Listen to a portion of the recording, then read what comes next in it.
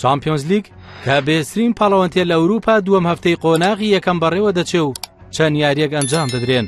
سێشەمە لە کاتژمێر 10 شەودا و لە یاریەکی بەهێزدانی ئارسناڵ ئینگلیزی لە یاریگای مارات میوانداری پاریس سەن جەرمانی فەڕەنسی دەکات.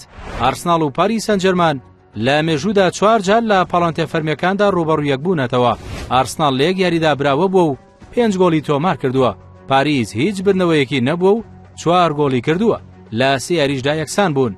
ئارسناڵ کە لە یەکەم یاریدا بەرامبەر ئەتڵەنتا ئیتاڵی یەکسان بوو دەیەوێت لەم یاریدا یەکەم برنەوە بەدەست بێنێ تا نەکەوێتە مەترسی نەگەیشتن بە قۆناغی داهاتوو بە شێوەی ڕاستەوخۆ.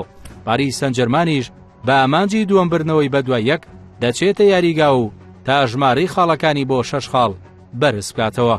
لە هەمان کاتدایانی بەرشلۆنی ئیسپانی لە یاریگای خۆی ڕوبەڕوویانی یۆنگ بۆیز دەبێتەوە و ئامانجیەوەیە یەکەم برنەوە لەم وەرزەی خولەکە بەدەست بێنێ دوایەوەی لە یەکەم یاریدا بە مۆناکۆ دۆڕا.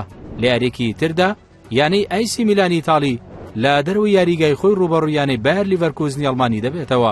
میلان لە مێژوودا 32 جار بەشداری لە چامپیۆنز لیگدا کردووە و 7 نازنایی بەدەستێناوە. 274 یاری ئەنجامدا و خاوەنی 133 برنەوە و 7 یەکسان بوون و 71 شکستە. 443 گۆڵی تۆمار کردووە و 264 گۆڵی لێ تۆمار کراوە. لە یاریەکانی تریشدا مانچستەر سیتی ئینگلیزی بە ئامانجی یەکەم برنەوە ڕوبەڕوویانەی براستلاڤیای سلۆڤاکی دەبێتەوە. ئینتەر میلانی ئیتاڵیش میوانداری زڤیزدای سربی دەکات.